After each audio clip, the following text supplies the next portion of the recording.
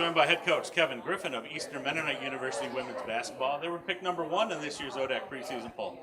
Coach, taking a look at last year's squad coming into this season, a lot of holdovers back from last year's team, a couple all-conference players on that squad. Talk a little about what you see from them and what you expect from your returning players this year. So we do have everybody back but one. She was an all-conference player, our post player. Big loss, but have 2 all-league guards back. Have a lot of depth at those positions. We had a lot of young kids last year that played a lot of minutes, so we're excited to have them back. Hopefully a year better, a year wiser, a year stronger, and just perform better than we did last year. When you take a look at your roster, you have, I'd say, a little bit of an imbalanced mix going on there. You do have several returners back, but you've got 10 newcomers on this year's squad, 9 freshmen on this year's squad. What do you expect out of that new set of players this season, and is anybody ready to step in and earn some major minutes for you? Yeah, I think we have several freshmen that are going to play a lot right away. Some of them will be in our posts, some of them will be our guards. We went out on purpose and tried to get, not necessarily a set number, but we wanted to get more competitive in practice at every position. And we feel like if that happens, then we'll be better as a basketball team. So we're excited. We have a lot of good pieces. We have some size, we have some speed, we have some kids that can shoot it.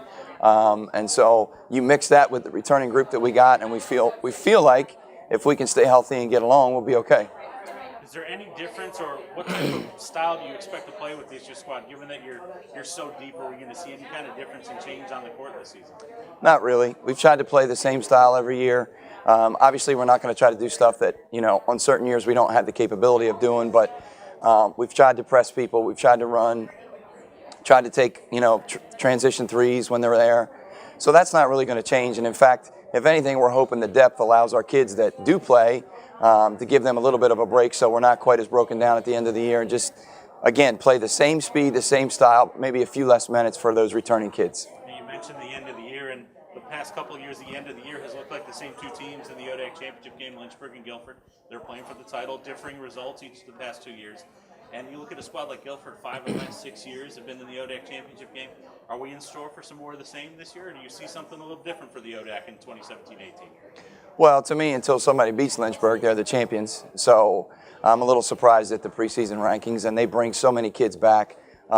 Nothing at this point is going to surprise me. There's a lot of depth.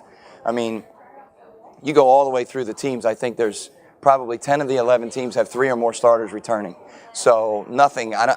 Every year we talk about there being depth and there being competitiveness, and I think that's no different this year. I think it's not going to shock me if any 2 teams wind up in the championship in our league. It will not surprise me at all. Well, Coach, I want to thank you for joining me today. Good luck this season. Thank you.